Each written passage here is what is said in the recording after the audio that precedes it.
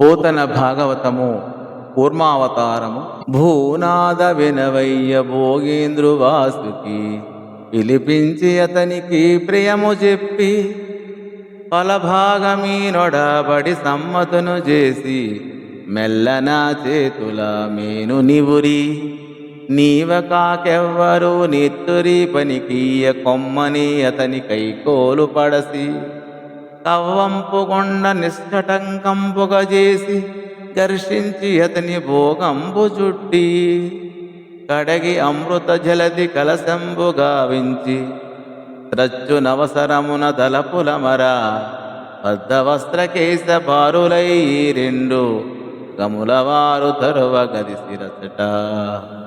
ఓ పరీక్షన్ మహారాజా, దేవతలు రాక్షసులు సర్పరాజైన వాసుకిని పిలిపించారు. అతనికి ప్రీతి కలిగేలా మాట్లాడారు. అమృతంలో అతనికి కూడా భాగం ఇవ్వడానికి ఒప్పుకున్నారు. మెల్లగా శరీరాన్ని దువ్వి స్నేహం కనబరిచారు. నీకంటే సమర్థులు ఇంకెవరూ లేరు అని పొగుడుతూ కవ్వపు తాడుగా ఉండటానికి ఒప్పించారు. వాసుకి ముళ్ళు గుచ్చుకోకుండా ఉండటానికి మందర పర్వతాన్ని చదును చేశారు. ఆ పెద్ద కొండను కవ్వంగా తీసుకొని వాసుకుని తాడుగా చుట్టి పాల సముద్రాన్ని కుండగా చేశారు. రెండు పక్షాల వారు రెండు వైపులా బారులు తీరి వస్త్రాలు ఎగగట్టుకున్నారు.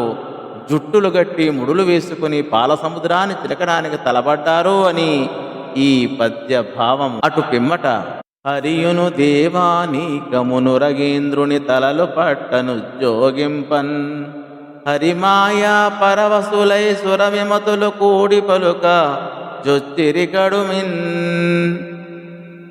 విష్ణువు దేవతలు వాసుకి తలవైపు పట్టుకోవడానికి సిద్ధపడసాగారు. విష్ణైవ మాయా కమ్మిన రాక్షసులు అందరూ ఒళ్ళు తెలియని పట్టుదలలతో వాదులాటకు దిగారు అని ఈ పద్య భావం. స్వచ్ఛమైన ఫనంబు మీరలు చక్కబట్టి మదింపగా భుచ్చమేటికి మాకు బట్టక పూరుషత్వము కల్గిమే మచ్చమైన తపోబల జయనాన్వయం బొలవారమై ఇచ్చయింతుమి తుష్ట వృత్తికి నిండు మాకు పనాగ్రముల్. మీరు స్వచ్ఛమైన పడగలు పట్టుకొని తిరుగుతారా? మేము తుచ్చమైన తోక పట్టుకోవాలా? ఇది మాకు చాలా అవమానకరం. మేము గొప్ప పౌరుషము, తపస్సు, విద్యలు, బలము కలవారము. మేము ఈ నీచమైన పనికి ఒప్పుకోము. మాకు పడగలు ఇవ్వండి, మీరు తోక పుచ్చుకోండి అని రాక్షసులు వాదించారు అని ఈ పద్య భావం.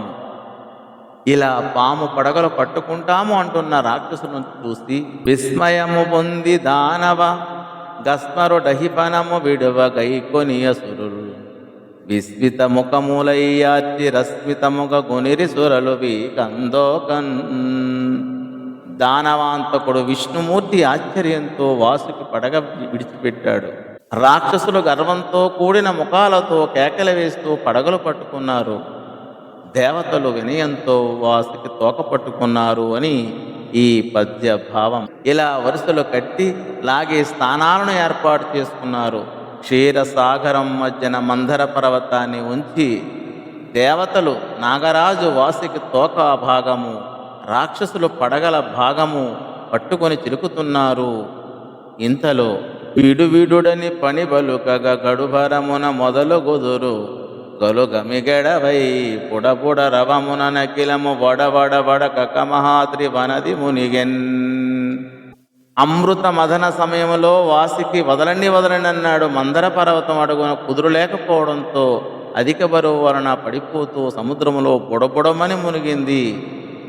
దేవ రాక్షస సమూహం సమస్తం వడబడవని వణికింది అని ఈ పద్య భావం.